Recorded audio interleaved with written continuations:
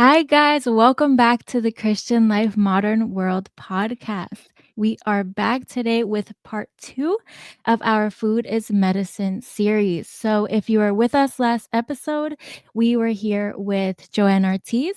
So, she is our nutrition enthusiast. She is a mom of three, she's a wife, she's a businesswoman, and she just has an overall passion for nutrition and wellness and has been giving us some amazing tips and some of her testimony as to how kind of a nutrition based lifestyle has really impacted her.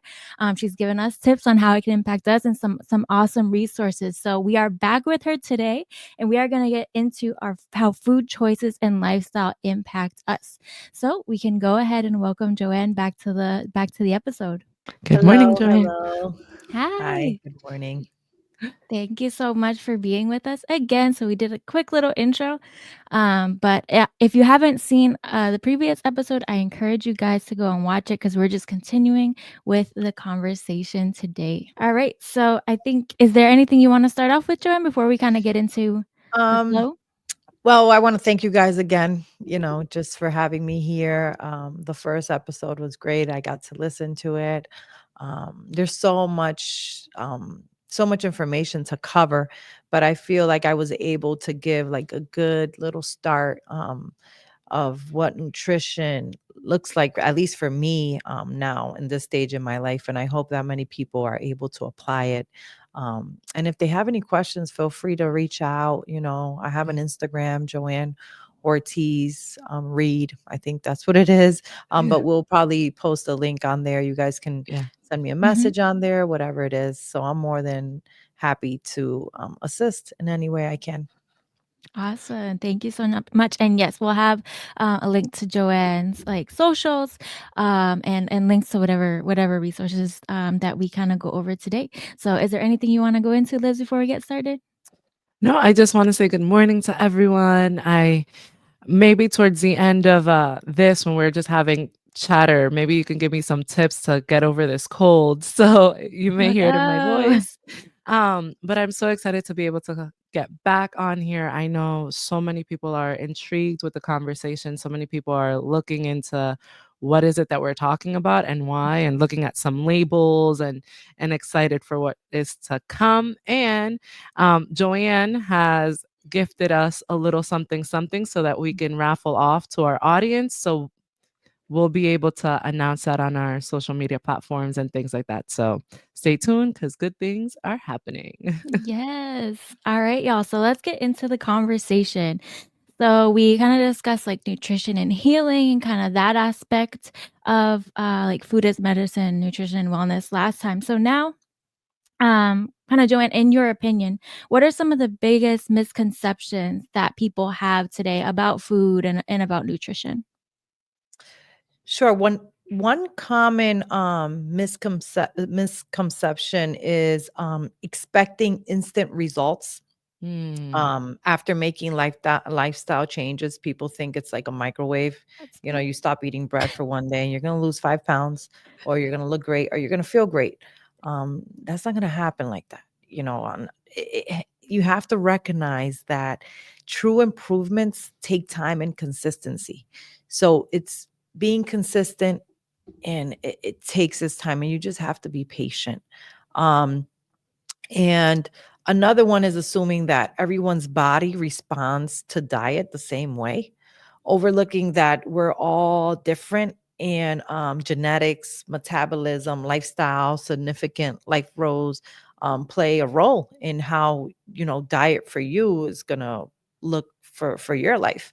I can get on the keto diet, and in a month I can see the difference, and my husband can get on the same diet and his body may react to it differently. Maybe that might not be a good diet for him, and that's why I don't diet. It's more like a lifestyle change, and see what works for you, and listening um to your body.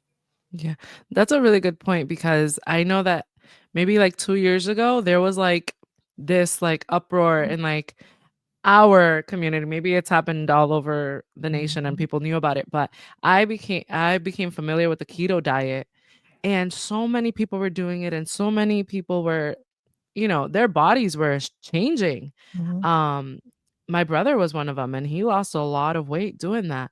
And someone was like, "Oh, maybe you should do it to try to stay lean and things like that." And it made me so sick, um, because I'm not a big meat eater, so Mhm. having to have, like, the intake of, like, meat and the fats and certain things that were part of that diet just did not settle well with me. A little Just to be a little bit more, open about it, so I had, gastric bypass surgery, uh, almost 8 years ago.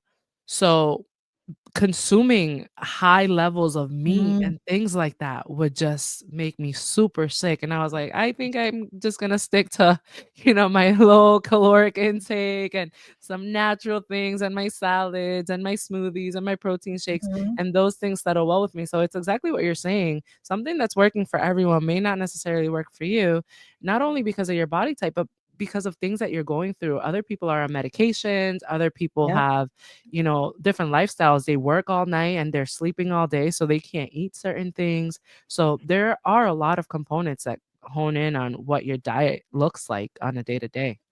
Yeah, Absolutely. definitely. And one other thing that people have a misconception about is um, how many pounds you can lose in a week. Mm, Oh, I lost 5 pounds in a week.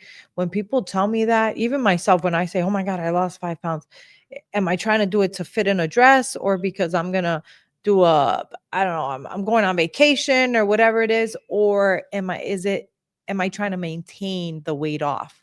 mhm, Because technically, healthy wise, you're supposed to lose 1 pound a week.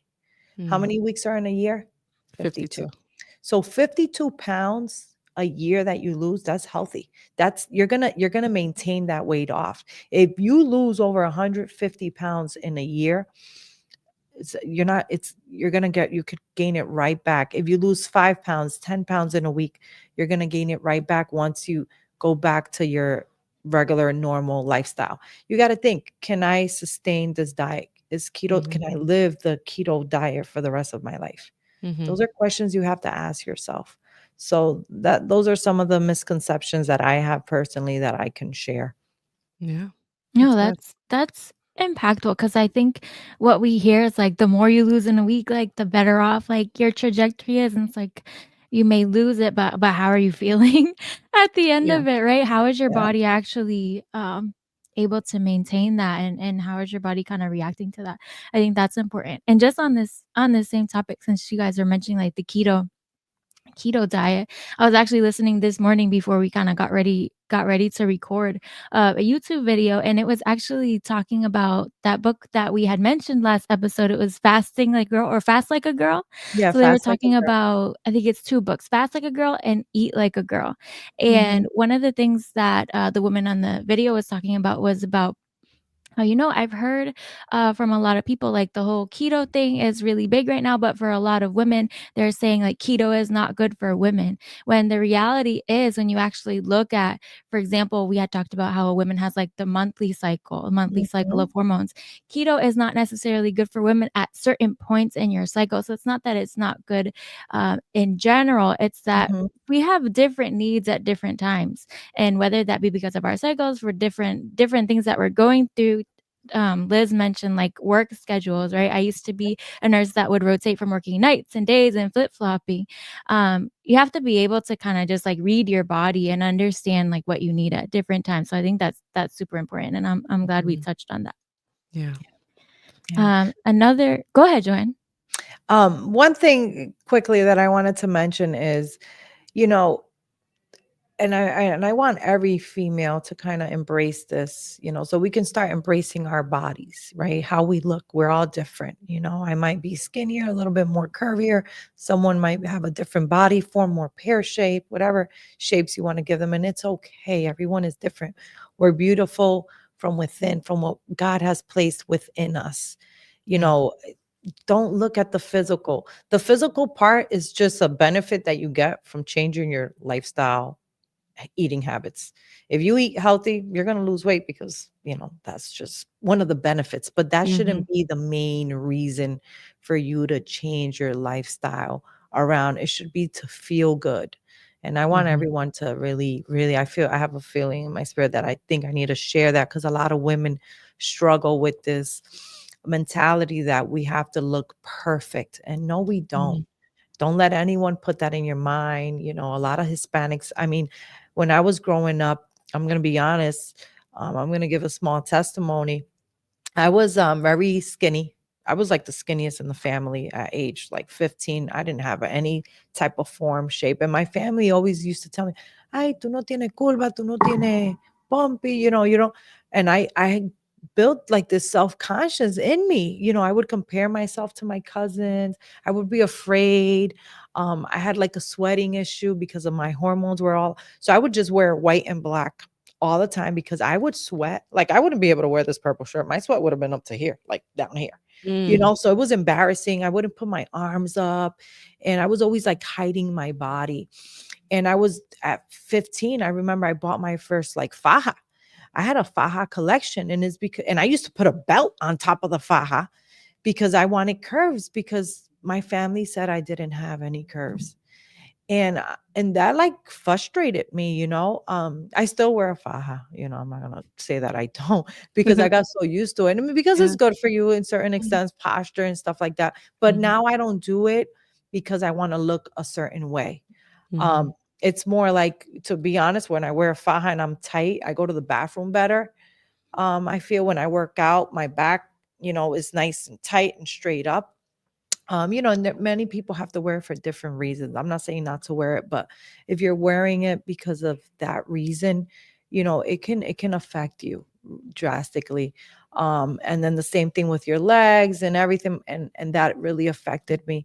So I just want to tell everyone to just embrace how you look and love yourself. Your God created you that way for a reason. Don't compare yourself to somebody else's body, because they might have a beautiful body, but do they have a beautiful heart? Mm. Do they care about others? Is it all a vanity? Mm. So I think within is more important than what's without. Mm. That's Thank you deep for and that's sharing important. that. Yeah, Mm. no, that is so important, and I like to take that pause now to just kinda talk about that, like, body positivity, right? The purpose of this isn't, that you wanna look great. I mean, again, it's a benefit when you start, Mhm. eating healthy, but at the end of the day, like, this is your God-given body, and we nourish it, and we appreciate it, and we take care of it. And I think that's so important, and I think many of us in different extents and for different reasons have experienced that, especially in our culture, right? In the Hispanic culture. You grow up skinny, you're la flaca and Mhm. and all this, and it actually, like, it sticks with you. And my mom has always said it to me the most, because I had a similar experience of always feeling like, "Oh, so skinny," like, I wanted to gain weight, I wanted to work out to, like, Mhm. put on weight. She was always like, "You have no idea, like, when you look back someday, you're gonna be like, 'I was crazy.' Like, I didn't see." Yep. And it's true, and, like, as I'm kinda starting to get older, it's like, I wish I didn't have that kinda perception of myself. And I think that's part of kinda growing out of these, whether they be generational patterns, whatever it may be, is such an important part of kind of maturing, not only in general, but spiritually too, right? And that's kind of what we wanna touch on. So, Yeah. No, awesome. definitely. There's a passage in the Bible, Corinthians 1, 6, 19 through 20, and it says, do you not know that your bodies are temples of the Holy Spirit, who is in you, from whom you have received from God? You are not your own. You were brought at a price. Therefore, honor God with your bodies. So, this speaks to me, and I have to ask myself many times, this question, am I doing this to honor God, or am I Mm. doing this to look good? Uh, Mm. Are you doing this to seduce? You know, Mm. this is our temple. What are we like? The church is we're all, each and every single person in there is a temple, and it forms a temple, a church. Mhm. Is the church built to seduce humanity? No. Mm. It's built to restore. Mm. So we're changing our lifestyles to restore our body from within, not to create something without, to seduce the world, to just look good, to compare. It's restorative. It's a restorative lifestyle, and that's what everyone should think of. Every female, Mhm. we're here to restore our body, and that's the reason of this podcast. And that's my reason to be here, because I want you to be able to restore your body from within. Mm. Mhm. No, that's Uh, so important. Yeah, no, this is so encouraging, and I think that as different individuals listen to this, it's ministering to them in different areas, right? And it brings us back to like this holistic desire for this second season. And it's for all of us to find true healing in every area. And as we're talking about nutrition and as we're talking about food and how we're nourishing our bodies. And I know that Joanne, you spoke last time about how, mental health starts in the gut, right? So the impacts of food, but right now, as you minister to every single person listening, you're ministering to their emotional aspect as well, to be able to heal in different areas where they may have had, they may have been bullied, they may have been made fun of, they may have Mhm. been ridiculed, they may have been, you know, spoken down upon, whether they were too thin or too heavy or too tall or too short, or their face looked a certain way, or their hair was a certain type, or, whatever the case may have been. This is an opportunity to really minister to you Mhm. who are listening, to know that you were designed by a perfect God with Yeah. a perfect plan. He did not make a mistake when he created you. We know that God took 6 days to create this world, and we believe that he created it perfect, because once he got to the end of the day, looked and he saw it is good. And in Mhm. the same way with every single one of us, when God created us, he said, "It is good." We are not a mistake. God did not make us by mistake. God's design is not imperfect because of what we look in the mirror. If we can look at the world and say, "Wow, God is a great God. Look at how good God is. Oh my God, he is incredible. All that he does is good." And then we look in the mirror and we say, "You're a good God, but not good enough." If Mhm. we look in the mirror and we can't see God's goodness, then we're saying, "God, you're good, but not good enough." May we, from this point forward, take the opportunity to look in the mirror and say, "God, you are more than good, because you created me in your image, you created me in your likeness. And because of that, I'm going to honor my body so that the world can see the reflection of Mhm. you through me." So that's That is powerful. That's so so good. good. What you're doing. That's so important. And it makes me think of, and I think we can all relate to it in some extent. Like sometimes I'm not a mom yet, but I see like my niece, my brother's daughter, and I see her growing up and she's a beautiful teenager now. And I see things in her. She has some like physical like traits of mine.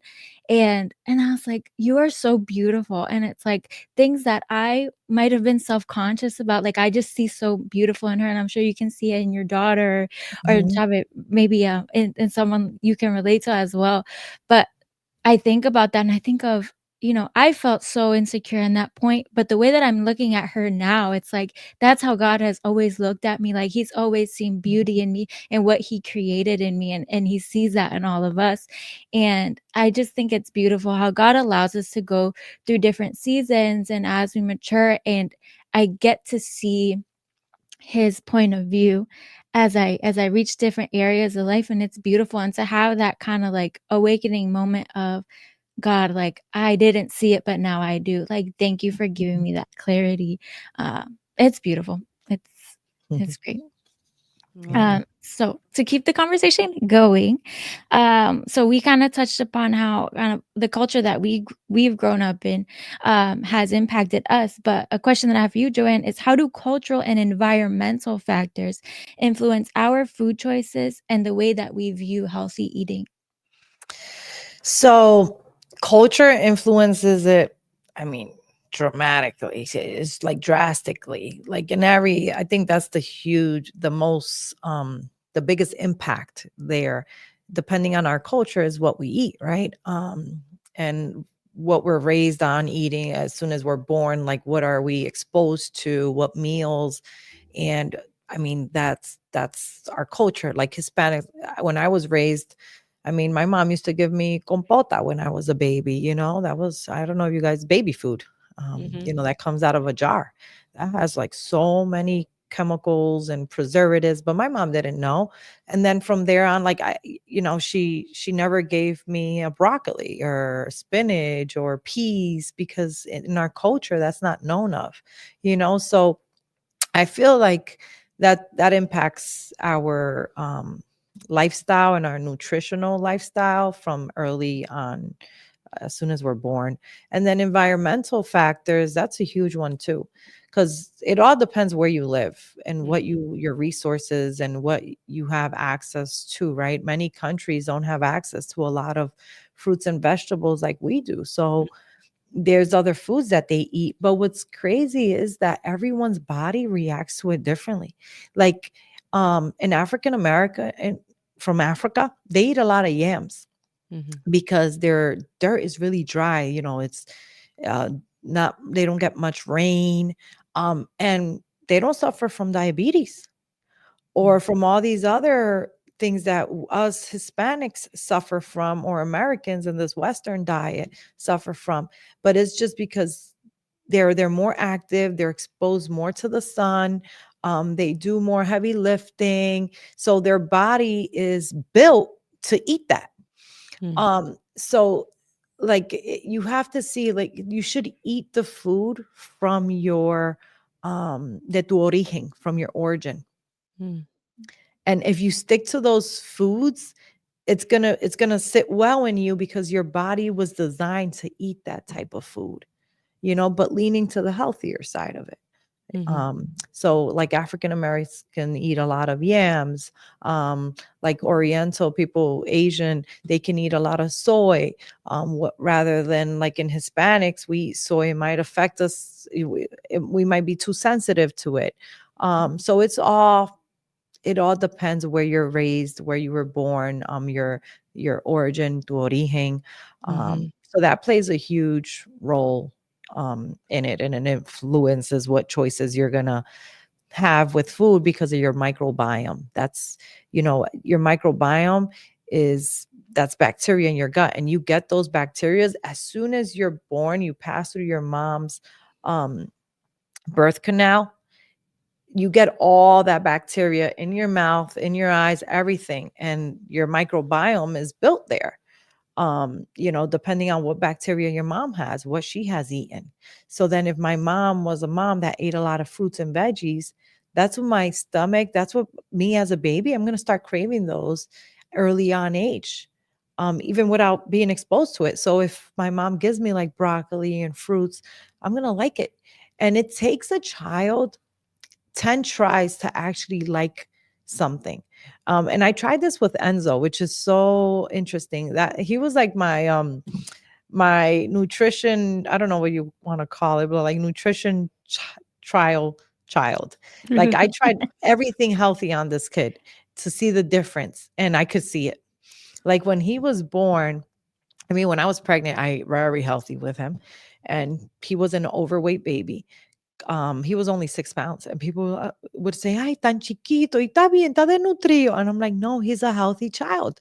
A 9 pound baby, I know a lot of people out there have 9 pound babies, and I was a 9 pound baby, but that's an obese child. So kids are being born obese already from being in the womb. A normal weight is like 6, 12 ounces and 7 pounds, I think, around there. That's a normal range for a child. They might look skinny. I know they look cute when they're so chunky and, yeah, they're cute, but they're already obese. So then we have to see, okay, what was the mom eating? What was I eating? And I tried it because Enzo, I ate healthy with him. With Dylan, I didn't eat so healthy. And Dylan was almost 9 pounds. Brianna, I ate healthier, and she was only 7 pounds. And I can see how much healthier Brianna and Enzo are versus Dylan, and it's all because of the food. So then when he was born and I had to introduce him to milk, he couldn't drink milk because he was allergic to it, and it was because I didn't drink any milk when I was pregnant. So he had a sensitivity to it. He couldn't tolerate it. He would vomit. So I had to give him amino acids. Dylan Enzo has never had dairy when he was a baby because he couldn't tolerate it. So then as he grew and I had to introduce baby foods, I started with greens. I read that starting with greens helped kids to not like sweets as much. He likes sweets right now. But imagine I would have gave him like banana the first time. If I would have gave him banana and then broccoli, you think he's gonna want to eat the broccoli? He's gonna say, "No, give me what you gave me last time." Yeah. So all I did was give him like greens, things that taste horrible. Aguacate, peas, guandule. That's it. That's all he had. And then banana, I introduced it later on, like the sweets later on, and he would love those. So now as he's older, he'll eat broccoli. He'll eat guandules. He'll eat peas. He loves habichuela. He likes all that because I Mm. introduced it early on and I put the sweets aside. Not that he doesn't like sweets, he does. Elizabeth can vouch for that. He does love sweets, but if I give him an option like, no, this is all we have, broccoli, he'll eat it. Mhm. So I encourage parents to try that. It worked for me. I mean, and they have to see you consume it as well, and they Mhm. know it's safe to eat it. Like I'm like, yeah, it's gonna be okay. Mommy ate some, you can eat some. Yeah. Yeah. Yeah. So No, that's that, important too. I mean, mhm, I think I'm going through that, like, myself, like, training myself to, like, enjoy some of these healthier foods, and I think that's kinda part of the journey too, but no, I love that, and a lot of the things that I've seen, like, with new moms and stuff, like, whether it be on social media or whatever, like, so into, like, making their own, like, baby foods, and like mhm, you said, that's exactly what I've heard, like, do the veggies, like, it's not that it's terrible to do the fruits and stuff, but they're gonna get accustomed, and that's what they're gonna want. Yeah. mhm, Uh, so And we that's interesting. typically feed them what we think we and be like, I don't like broccoli, so I'm gonna, I like mhm, bananas. I'm gonna give them bananas. But we do have to train them. And in terms of like mhm. that cultural and environmental influences, I was reading recently um that we don't live more no one lives more than 1.5 miles away from a Dunkin' Donuts here. Oh yeah, that's so true. There's Dunkins everywhere, and when I think at the beginning of this season, I had shared like something that I had read, and it was saying that you go down any main road anywhere in like the United States that's like not like the farmland or anything like that, but just like major cities, you're never gonna go more than a mile without finding some sort of place to eat. Mhm, And that's also one of our factors, growing up, anytime we would go on a road trip, my mom would make our little sandwiches, we would have the little snacks in the car because our budget was limited. yep, But think about right now how many of us don't prepare a meal to go out. We mhm, get up in the morning, most of us go to work, and a lot of people don't plan their meals for the day. They're like, "Oh, I'll buy lunch." They'll stop and buy breakfast, they'll order in lunch, and then at the end of the day they're so tired they're like, "Oh, I'll just pick something up at the supermarket and just, like a rotisserie chicken." Um and I'm yep, saying it because I did the other day. I bought some rotisserie chicken and I and I bought some dinner rolls and I was like, when I get home, I'll saute some vegetables, but it's easy to saute vegetables. I don't I don't have the energy to make a whole meal. Um, mhm, but to say all that is that, in our current culture or in the environment that we are in right now, that is so normal for us to depend on other means of meal preps other than us being the ones to prepare it, whether mhm, it's because of our lifestyle choices or because we just want to sleep a little bit extra in the morning. um and it has major impacts when you look at that. It's like, okay, how's your budget now if you're eating out breakfast, lunch, and dinner every single day? Now it has impacts on your health. Now it has impacts mhm. on, your what is this called? On what did he call it? The little things in your stomach that crave? Microbiome. Yes, it has an impact in that because now we're so used to like you're like you wake up and you're like, oh, today when I go out for lunch, I'm gonna go order a salad. And as soon as you walk up in your mind, you're like, I'm ordering a salad. And as soon as you walk up, you're like, well, I'm actually gonna do this cheeseburger. Yeah. because you didn't plan your salad. You didn't make the salad at home and put it in your lunchbox. So now when Mhm. you walk up to that, counter, and it's happened to me. I'm like, I'm gonna do the salad. I'm gonna do the salad. I'm gonna do the salad. Hi, how can I help you? I'm gonna do a cheeseburger. And it goes out the window. No, it's So so true because you have so many options. You have to reduce your options.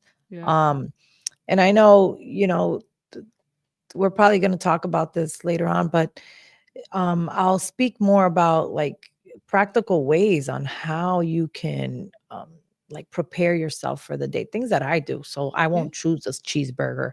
I Yeah. won't show up at Dunkin' Donuts or Starbucks Yep. or things like that. There's a lot of things, little changes that you can do that'll deviate you. I was a Starbucks fiend. I was in Starbucks every day.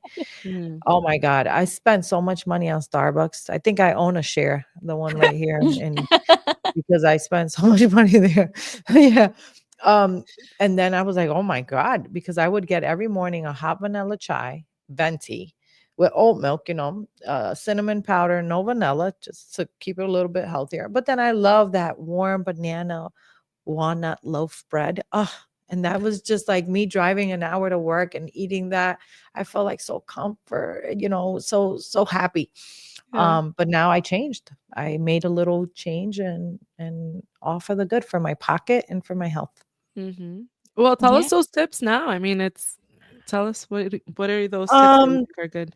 so one of the little things that I would say is first of all, is start off small. Start off with one little thing that you can maintain, that you can be consistent with. Like, don't start like, okay, this whole week I'm going to eat kale and spinach and brown rice. If you don't like kale, right now, you're not going to like it for a whole week. It's torturing yourself. Like, don't do that to yourself. Start with things that you like if you like avocado. So start adding avocado to your meals. You can have your arroz, habichuela y carne, but get the avocado. Eat the avocado first. So like that you don't get filled with the arroz, habichuela y carne with the rice, beans, and chicken, but at least you already ate the avocado or most Mhm. of it.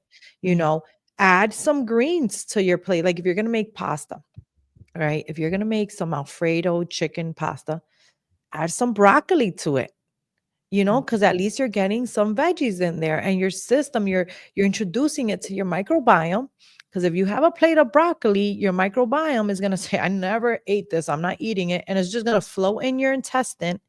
And then you're going to be bloated because your body cannot digest it.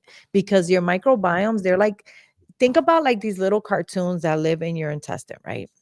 And one of them likes sugar, the other one likes macaroni and cheese, like steak, salmon, chicken, ice cream, broccoli, kale, whatever. But if you've never eaten, if you're not used to eating broccoli, you're not going to have any microbiomes or any little characters in there that like broccoli. So no one is going to eat it. It's just going to be floating in your intestine. You're not going to digest it easily. You're like, oh my God, you're going to have to drink like ginger ale, every other thing possible to try to digest this thing because all your other microbiomes like ice cream. They like everything else but broccoli. So you have to introduce it slowly. And how, when you eat a broccoli, then those broccoli liking microbiomes are going to stay in your stomach, like two or three of them are going to stay in there, or billions of them, whatever it is. And then you're going to feed them little by little so they can start multiplying.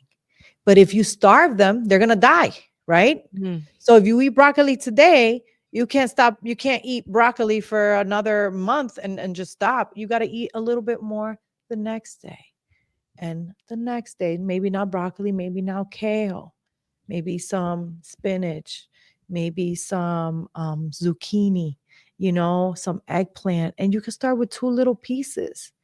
So start off small, introducing these things, and then that's how I started. And then I just started craving these things. Like I love them. Sometimes I'm like, oh, I want to eat a good, healthy plate. Before I'm like, I want to eat a good, big, juicy burger. And I don't crave that anymore because if I do, I feel so sick. So that's how I would start. That's how I started. That's what I would recommend anyone. And don't come up with these crazy diets. Stop dieting. It's gonna be your lifestyle. And include your family in it. Tell your Mhm. kids, look, this week, what vegetable would you guys like to try this week? Let's start with one. Like I did this in my house. Dylan was like none, you know, but I gave them options. I was like zucchini, broccoli, we have eggplant, we have cucumber, we have arugula, avocado. So everyone started with the broccoli. Okay, we'll try broccoli. And we started with that. And then the next week we did zucchini and then some spinach. And little by little, the kids started eating. Now I can make a whole plate with all those veggies and put some brown rice that they don't even. I put brown in like white rice mix and quinoa. They don't even know that it's all mixed in there, and they'll eat it. 1 spoon. I'm like, all you have to do is eat 1 spoon. That's it. And then they're like, oh, it's actually not bad, mommy. I'm like, I told you, see. And I'll season it with like garlic, ginger. I'll make like my own little paste in the blender. I'll put ginger, garlic, lemon, olive oil, tamari sauce, a little bit, um, and a little bit of soy sauce, the low in sodium, and I just blend all that. And that's like my little sauce that you put on top of the rice with all the veggies, and you make, and it tastes so good. And you can even add like walnuts in there. You can get like fancy. And when you see it, the plate looks like so decorated. Like start decorating your plate. Then you're like, wow, this looks so good. And it tastes so good. Like one of my favorite salads that I love to make. I take arugula and cilantro, beets. I buy the beets that are already like peeled, and they come like in a bag. They're organic. I chop up the beets. I take walnuts and what else? Goat cheese. I love goat cheese, and I put a little bit of chicken in there, and then my dressing. I bought this dressing. It's called Brianna. They sell it in Whole Foods. It's named after my daughter. And it's made out of strawberry. It does have 4 grams of sugar. I didn't bring it. I should have. Um, but it's Brianna. It's made out of strawberry. You guys can find it at Whole Foods. 4 grams of sugar, which isn't much, is a little bit. And I just put a little bit on it, and that tastes so good. That salad. You guys should try it. It tastes so, so good. And my kids love it. So it's just doing that, like just adding these small little things to your plate, not just eating pasta with chicken and that's it. No, bring something green in there, bring some color in there. It's like you going out or without any lipstick, you add a little bit of color on or chapstick, some shine, some, Yes. you don't want to add color, add some shine, add some olive oil that gives it shine. Listen, you I know, live by the lipstick. yeah, Yes. you see, so I mean, it's the same thing with your food. Put some lipstick on your food, There you go. I some lip love gloss on that. your food.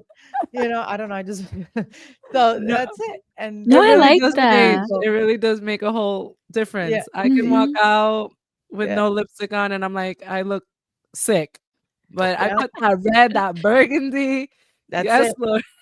So imagine you have a salad and then you add like pieces of beets in it. Isn't it gonna look Mm, so cute? Or Mhm. yeah. cranberry or like raspberries. I even add Mhm. raspberries in my salad. And you might I think like love those. raspberry with It's salad, so good. but it No, it's goes so well. good. Or even Yeah. mango when the season is in. Mm, Mango. One other tip that I can give you guys is eating food that's in season. mhm. So God is so amazing. Oh my God, God is so good. So he was so smart, right? That he created certain foods for certain seasons. For instance, in the fall, what grows in the fall? Apples, right? It's like apples, Pumpkins. pumpkins, and apples are really high in vitamin C.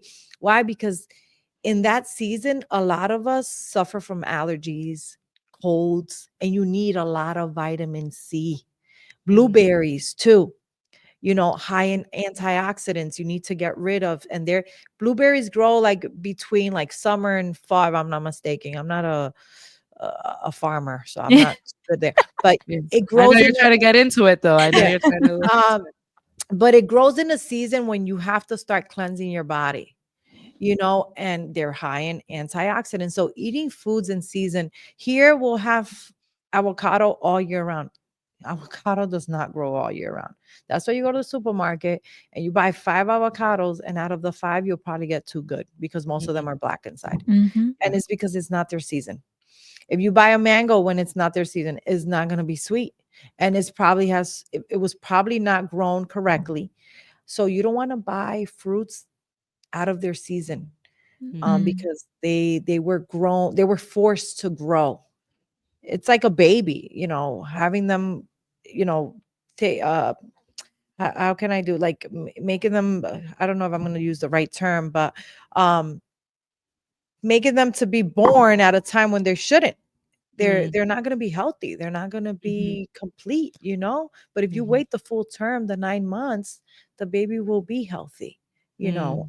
And it's the same thing with fruits and food, eating it in the season.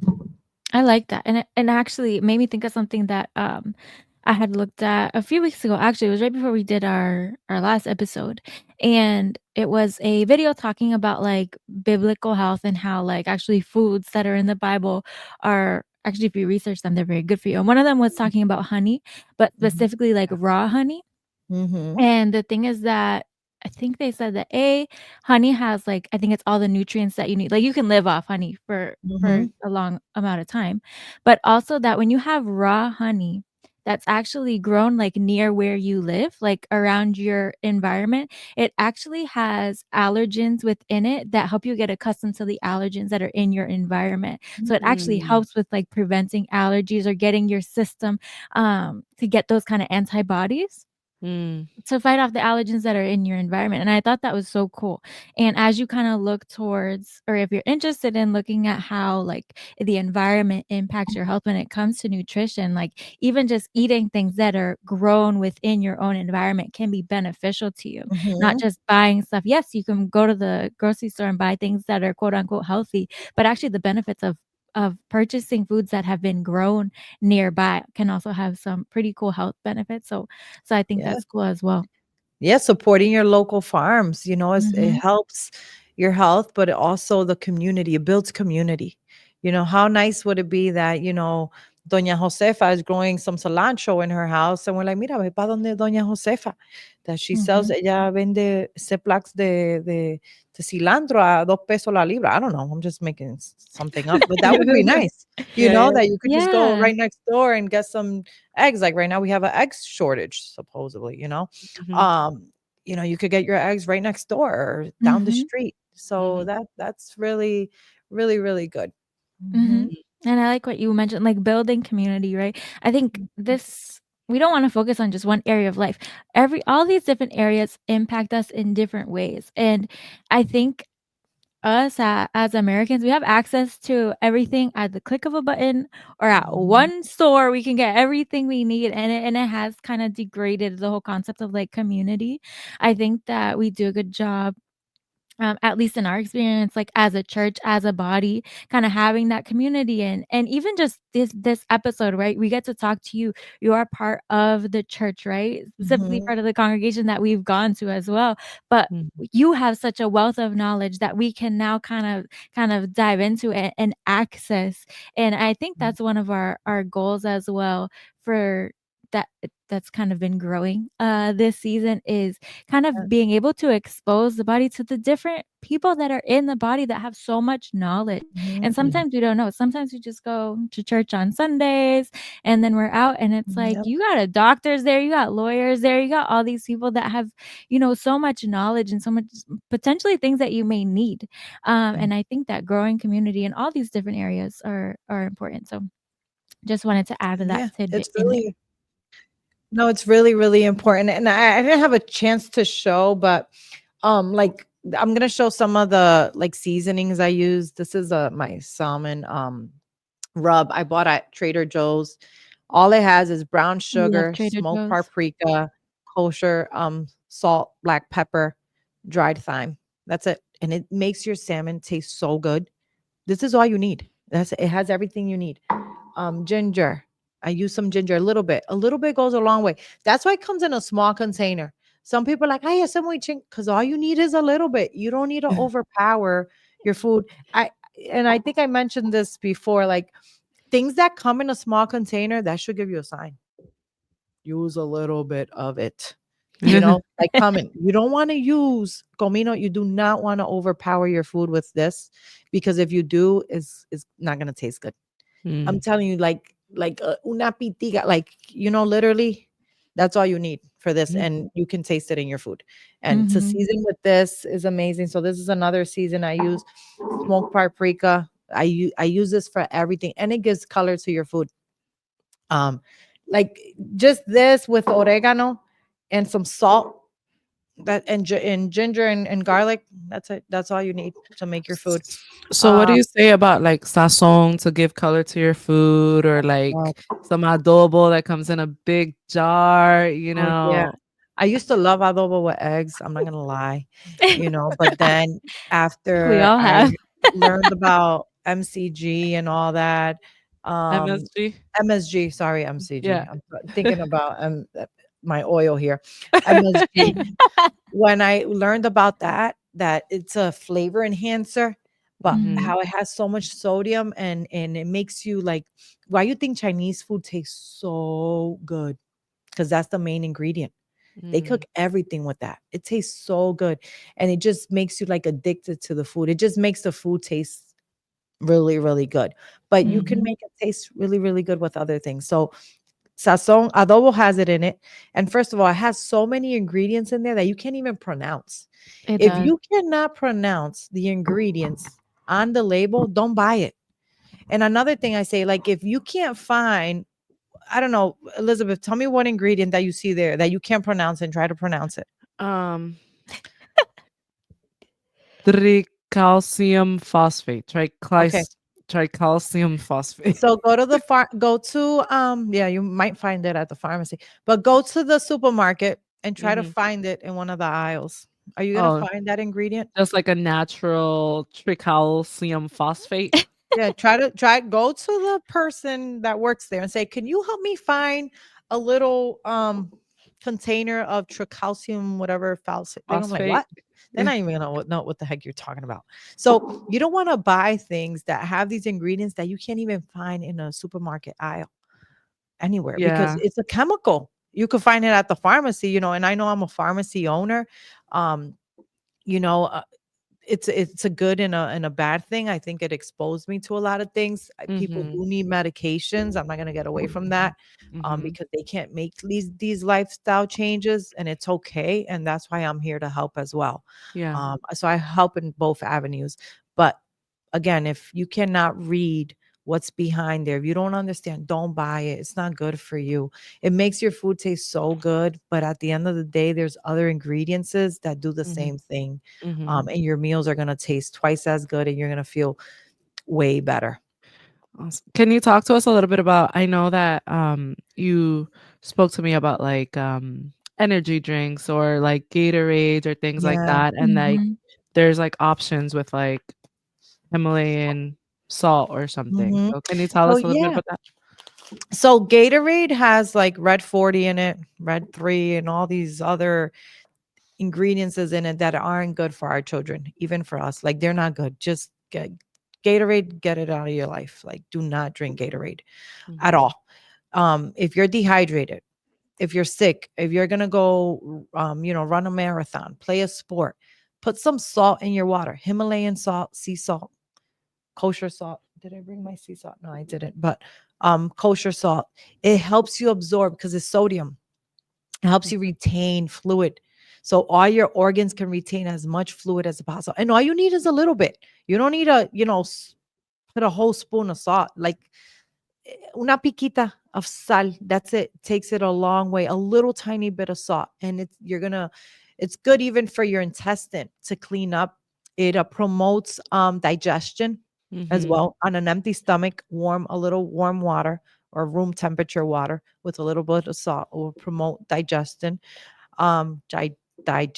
sorry. Mhm. Mhm. And when you're gonna run, like my son, he plays a lot of sports. So what I do, I put salt in his water. I put salt in his water, and he's not as dehydrated. And this kid could run. He's a good track runner. He doesn't get tired. He's like so fast, and it's because he's so well hydrated. Um, Another thing that I do is I buy Earth's Best, I think it's called. It's like a Pedialyte. Mm, It has a lot of electrolytes in it, doesn't have any artificial chemicals in it. I give him that as well. So for you people who work out, who run, who do a lot of endurance training, or just if you're not feeling well, like Elizabeth has a cold, mhm, you can drink that natural Pedialyte. You can find it on Amazon, in Whole Foods, and that'll mhm. hydrate your body. Okay. So that's what I can tell you about salt and hydration Mm. there. Nice. I'm gonna have to go. I gotta go to Whole Foods. They also recommended I'll do that. And I one of my friends gave me, it's like with what Alyssa was saying, it's like this raw honey. It's like a little Mm, slip. I don't even know how to mhm. call it. Mhm. And you just tear it open and you drink it. It has a very particular taste, but I'm telling you, the moment I took that, like my throat was itchy, I wasn't feeling Mhm. good, and it just like coated my throat. Like I instantly felt better. I had more energy within like 15 minutes. I felt better energy.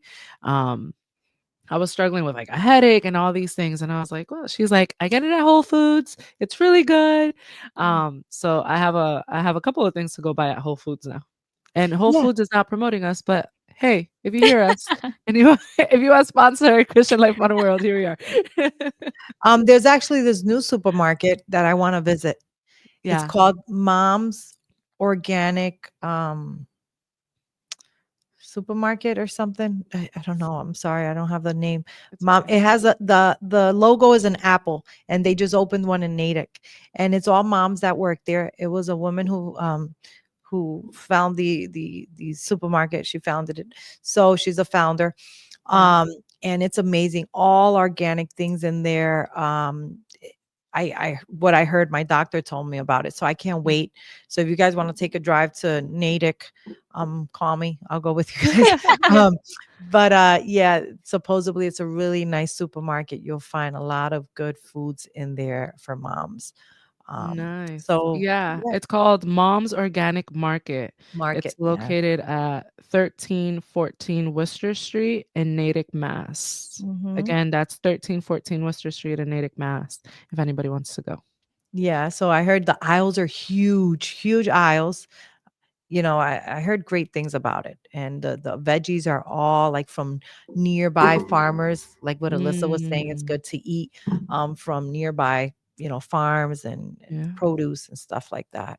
I love that, and I think getting into one of our next questions for you, part of it is, like, common mistakes that people can make when they're trying to start, like, living healthier and having a healthier lifestyle, and as we're talking about, like, the whole grocery thing, like, I know a mistake that I've made that I can make repeatedly is especially when I set to go out grocery shopping, like, if I do not plan it out, if I do not set my time apart, if I go in there hungry and I'm doing groceries for the week, like, I make some of the worst choices. Hmm. Like, I Hmm. I haven't planned it out. I haven't planned out what I'm gonna cook for the week. So then I'm just in there and I'm grabbing the things that I'm most used to grabbing. I'm grabbing things that are easiest, things that are probably not as good for me, but I'm just like, I'm in a rush.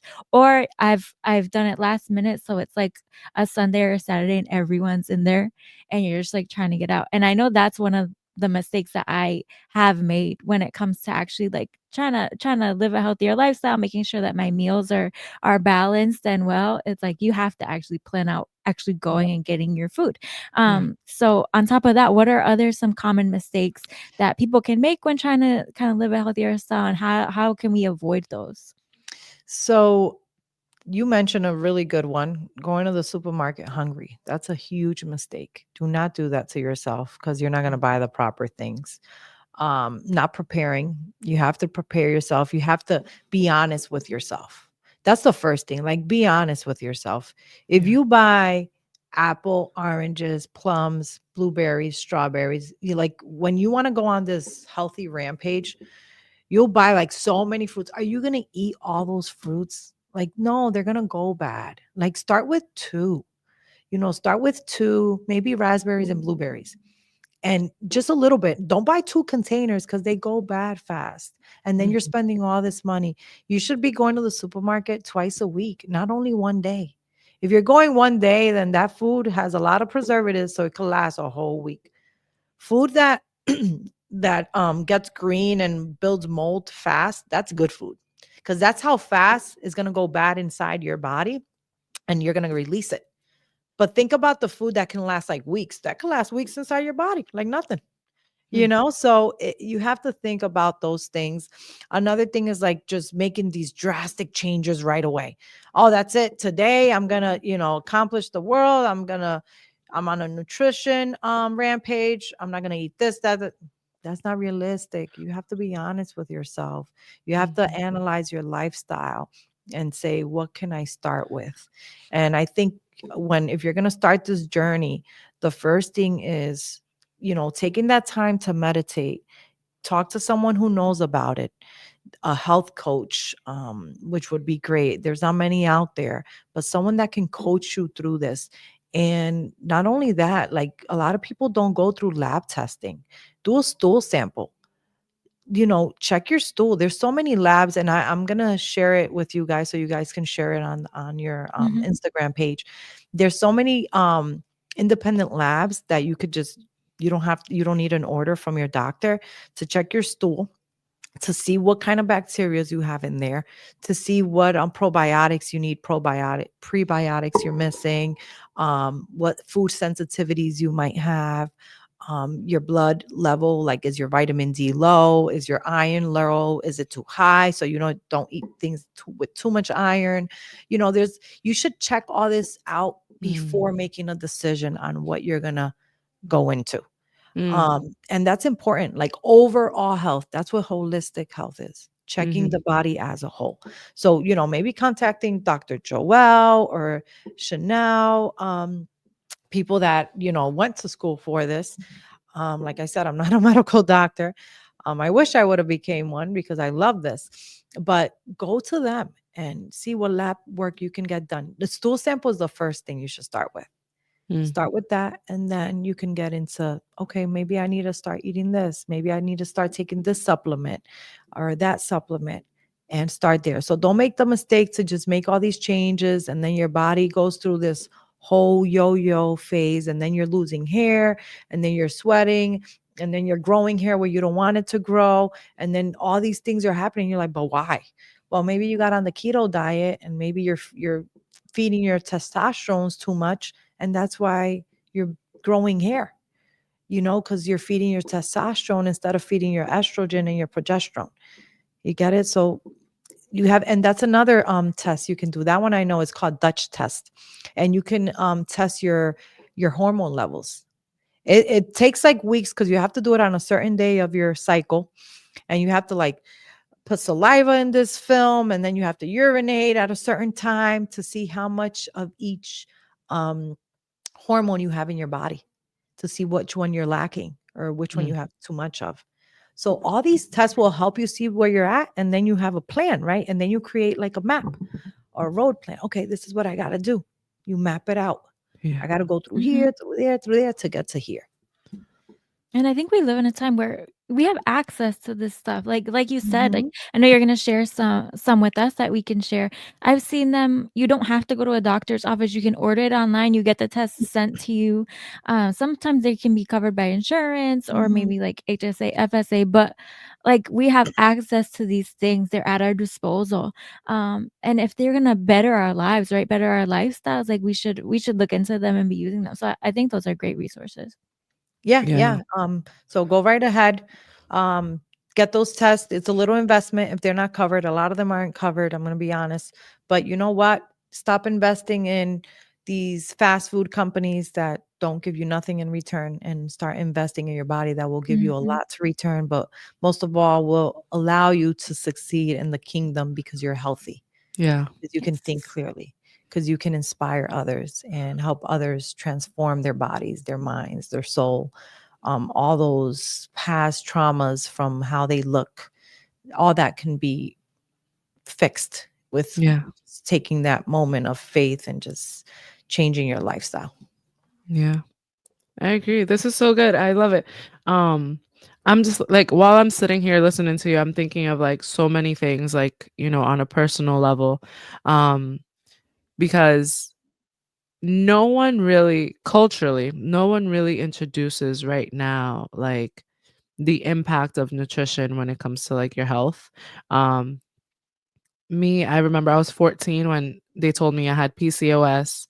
Then, Wow. I was as soon as that happened, I was placed on birth control. So I was on birth control starting at age 14. And we don't have to get into it now, but we know that there's different impacts when it comes to like birth control and the woman's cycle, and some pros, some cons, um, especially being so young.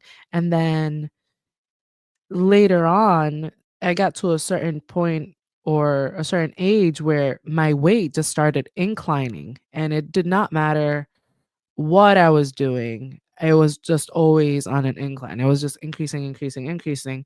But I didn't have any diagnosis or anything.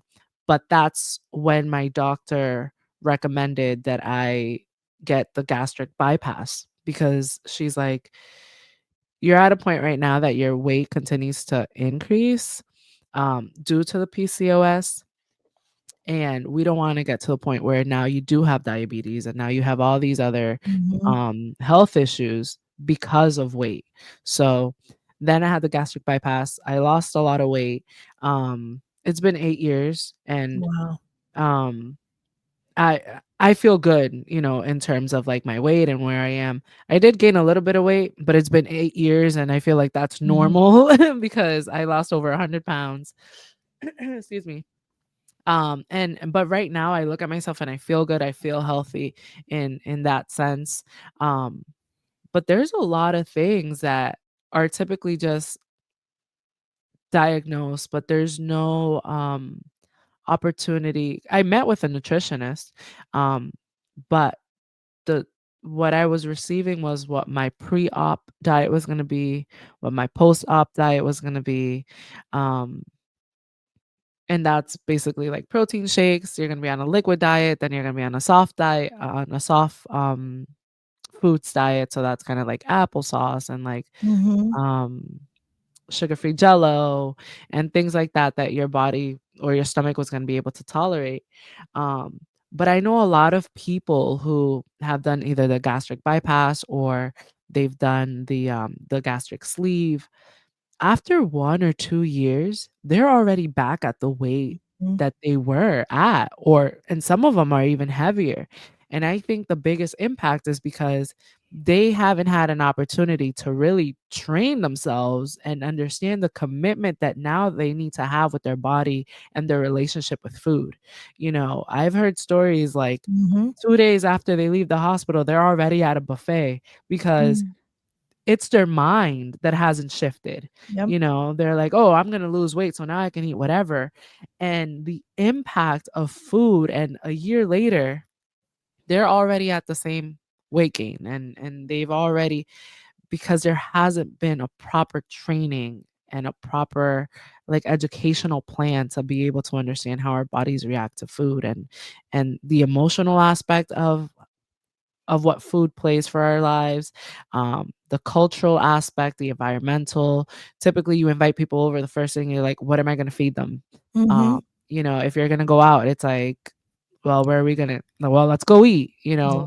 You yeah. often don't invite somebody like, "Hey, let's go for a walk." Like, you don't invite somebody to go exercise. That's not a That's so thing. true. You're like, "Let's That's go so out to true. eat." you know, That's so, so or true. let's go to the gym on Saturday night, just to hang out for a little bit and catch up on conversation while we're lifting Mhm. weights. That's not a thing we do.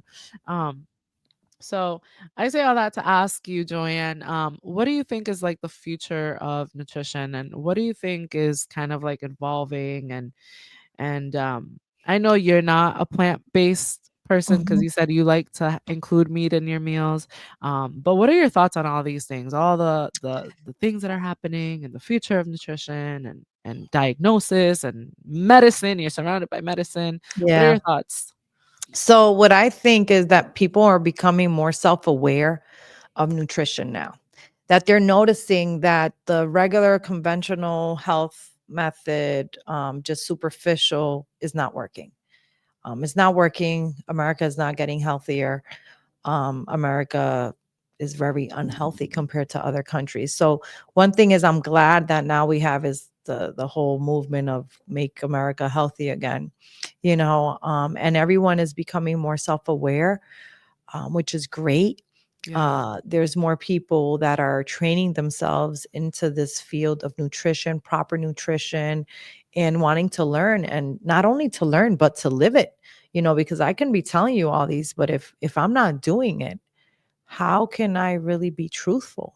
So they're actually living what they're preaching. A lot of doctors, you would go to doctors' offices and they'll tell their patients stop smoking, but then they smoke. Mhm.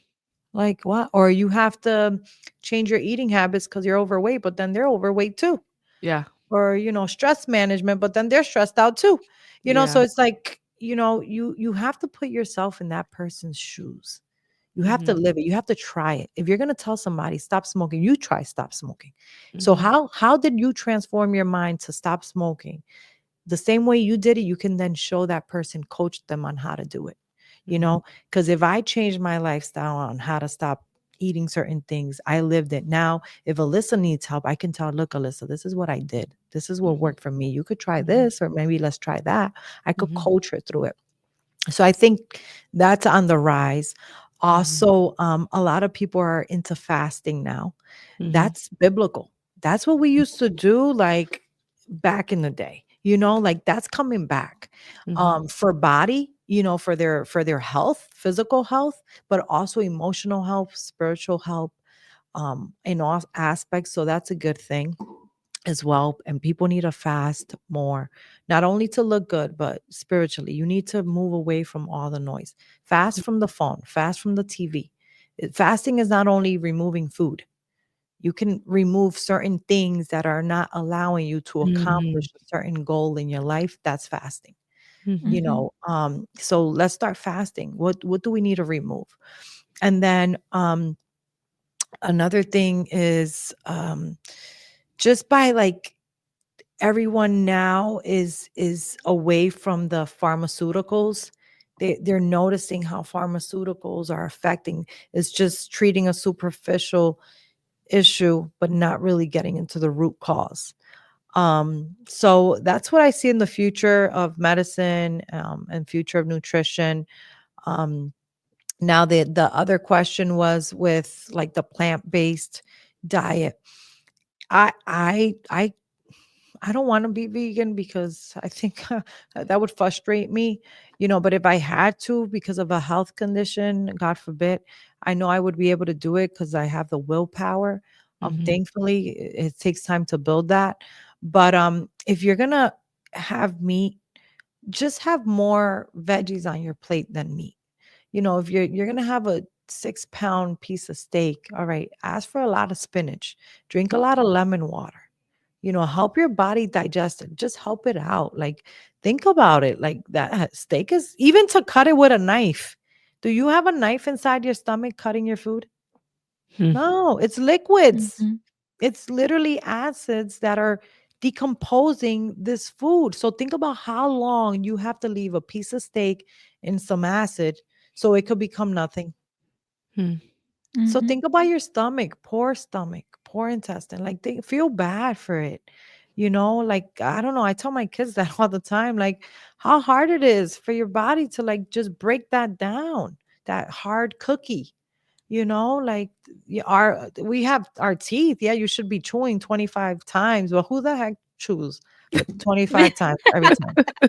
Tell me, because I want to know. Like, I want to know. I've tried it and you get tired. Your jaws, I go, dang. You would, if you did that, you would only take like 2 spoons of food and that's it, because Lucky had, you wouldn't even be able to talk. You know, I don't know. I just, but like nobody. Oh, that's good. That was good. Yeah, but it's so true. So we have Uh, to like think about these things and be honest with ourselves. And that's where I see future of nutrition is going. Just educate yourself. yeah. Get connected with people that have the same mindset, that want to transform their mind. It's all about the mental transformation, and the word speaks about it. And what I like is in in Matthew 13, uh 31 through 32. I like what it says here. It says, here is another illustration. Jesus said, the kingdom of heaven is like a mustard seed planted in a field. It is the smallest of all seeds, but it becomes the largest of garden plants. It Mm, grows into a tree, and birds come and make nests in its branches. So it's like you start this small, that can grow just mm, with a small little change. Um, and that's how I see this nutritional phase evolving. It's starting this small right now. Everyone is into it. But you know, when this gets huge, when you show your kids, when I show my kids, the next generation, it's going to become such a huge movement and such a huge transformation on earth that we're going to be healthy again, Mhm. and I think that's where we're going. And we just have to start small and believe in ourselves. There is hope out there for you women who have maybe PCOS. And thank you, Elizabeth, for being sorry so transparent and so mhm, open, because it's not easy to build that courage to want to speak up. mhm, Thank you, because you're just by you saying that, so many other people, their lives are going to be transformed. mm, um, and I really appreciate you being so open in that. mhm. So yeah, just start small. I Yeah. love that. And I love how you've framed it, this whole conversation in last episode as well. Don't think about it as a diet. Don't because when you start thinking of it as a diet, it becomes like a chore. It becomes something you have to think about so much, but it's like make it your lifestyle. Make it something that you don't have to think about. Make it so that you are fasting, so that you are recognizing, geez, like, do I have a dependency on food? Because once you start thinking about it, it's like, "Oh, yeah, I have my meals," but it's like, "Oh, when I'm bored, I'm picking something up to eat. When I'm doing this, I have to be eating something." And it's like, do we have these dependencies? Recognizing it within ourselves, and I do see that movement happening right now. People are becoming so much more aware. Um, Yep. and to your point, like it's about making these small changes. When you're changing your lifestyle, do it a step at a time. And it doesn't mean you have to change your culture. We have such a rich and a beautiful culture. I love our foods. I love like Mhm, when we have, whether it's Thanksgiving, Christmas, like we have our foods that we eat, and we have our culture. And it's not that you have to let go of that, but make it healthier. Put a healthier spin on it. I think that's so important. And just for our viewers and for myself, I'm sure Liz can relate as well. So for those of us, we see so much on social media, all these different, whether it be diets or recommendations for nutrition and health and lifestyle. Sometimes it can be a lot of information that we're receiving even within a day. yeah. What would you say for those of us that are kind of feeling like overwhelmed by all this information, whether it be conflicting information, whatever it is that it has to do about like nutrition and healthy eating? What would be your recommendation for those of us? So it's like stick to the truth, like analyze everything that is said. Obviously, there's a lot of, good information, but there's a lot of information that doesn't align to the Mhm, truth behind it. And just put that aside. So for instance, if I on social media now, everyone is talking about Ozempic, right? mhm, Ozempic, the magic drug, whatever. You lose weight, yeah, of course, because it takes all the hunger away and you start losing muscle. You're going to lose weight, because you're not eating, you're not feeding your body. Yeah, but the lie is that it's not good to lose weight that fast. If you're mm, losing 20 pounds in a month, that's not good. You're only supposed to be losing 4 pounds a month. mm, So, right there, that's a red flag. Any diet that you hear, oh, you take this, you're going to lose 10 pounds. That should scare you right there. Wait, wait, wait. I'm going to get it right back. Now, if you want to do it because you going to a wedding, and I understand, I do that when I'm going to wear a dress. I'm like, it's just got to fit me good. I want to lose. And obviously, because we got to be honest, we do have some vanity in us. We're us women, like that's why we got to be in church and with the community to help us. But most of us are like that. Everyone wants to look good. At the end of the day, we cannot hide that. I'm sorry, it's the truth. But you don't take it to the extreme, mhm, so if it's for that, and the week after that you're gonna gain the 10 pounds back, that's fine. But to be consistent, it's not going to work. So those are the things you have to look at. You have to analyze what you're listening to, and then listen to your body. Remember, your body is not the same as that person on the social media channel explaining those things. You have a different microbiome than her, than him. So take it or take some things and leave some things. Like I'm reading this book right now called Fiber Field. This is an amazing book. It's by a Dr. Will Bosewitz. I probably butchered his last name, but yeah, that's the book. And he's a gastroenterologist, and he talks about your microbiome, what you should eat, how we're all different. Eating high foods high in fiber, how much fiber, too much fiber is not too good either. He talks about so many things. I have it on Audible, and then I bought the book because he has a lot of good recipes in there. And the good thing is that he lived it. Like he was overweight. He was a doctor in med school, working like 12 hours straight, coming home tired, just going into the fridge, drinking a beer and eating everything possible, you know? Mhm. So until his girlfriend was they would go out to eat and she would eat like plant-based. And he's like eating a burger and he's like, Wait a minute, what's going on?" And she wouldn't say anything to him. And then he started like following her steps and his whole life changed and started reading into these things and learning. And he was a doctor. And Mhm. that's what he did. He was a gut doctor. So I encourage you guys to buy that book as well. Mhm. It is so, so good. And I take things from here. Like he's a plant-based, so he doesn't speak about meat too good, but not too bad either. But I exclude that part because I don't want to become a vegetarian, you know? Mhm. But then Mhm. he says to eat a lot of plants. So I do add a lot of plants in my diet. So that's what I would do. Like, just see what you want to do and be realistic to yourself. I'm not gonna be Mrs. Will Butowitz. I don't want to be him. I want to be Joanne, you Yeah. know? So yeah, that's what I could tell you. Mhm. That's awesome. I Mhm. This conversation has been so incredibly, like, nourishing, right? I guess we can do a little pun on that. Joanne, thank you so much for your time, for your transparency, for your knowledge. It's been such a great time. I enjoyed the first one, but I've enjoyed this one even more. I think the conversation has evolved. It's just been refreshing to be able to engage in this. Whoever wants to follow Joanne, you can do that on her Instagram. It is J_Ortiz_Reed. Again, her handle is J_Ortiz_Reed. I'm encouraging her to do, some of her, like, her meals and stuff, to post something. I've been seeing some of your posts lately. Yeah, You've been posting some meals and things. So hopefully at some point when you have time, because I yeah. know you're super busy, you'll be able to I'm gonna be honest, I get do something. shy because I'm like, I bought like after this the last podcast, it inspired me to kind of Yeah. show the world like what I do and maybe it'll help Yeah. them, you know. Yeah. Um but I get afraid to be out there, social Mhm. media, it's time consuming. I'm not good with editing videos and all this Mhm. stuff. Like Mhm. I'm gonna be real, you know. Like I did a Mhm. Mhm. video, I'll probably share me making bone broth. And I was like in a Mhm. robe at 5 o'clock in the morning on a Sunday. And just I'm just recording what I'm doing. But Yeah. so and now everything is like so aesthetic, which I'm like taking that out of my mind. It doesn't need to be that way. It Just doesn't need be to Right. be you. that way. You Mhm. know, so one of these days I'm going to build the courage to share more of the things I do on Mhm. daily basis, weekly basis. Yeah.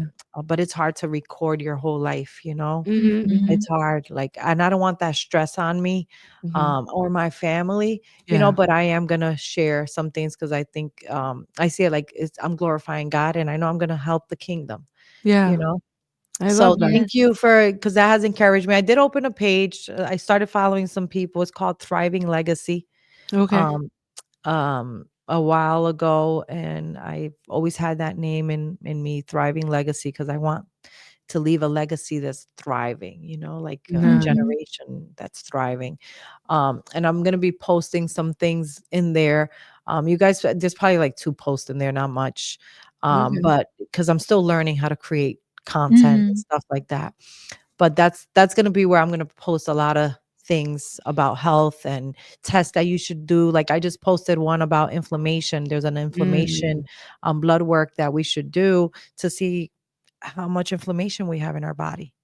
in our gut. That's And good. from there, you know what kind of diet you maybe I should start with an anti-inflammatory diet, so things like that.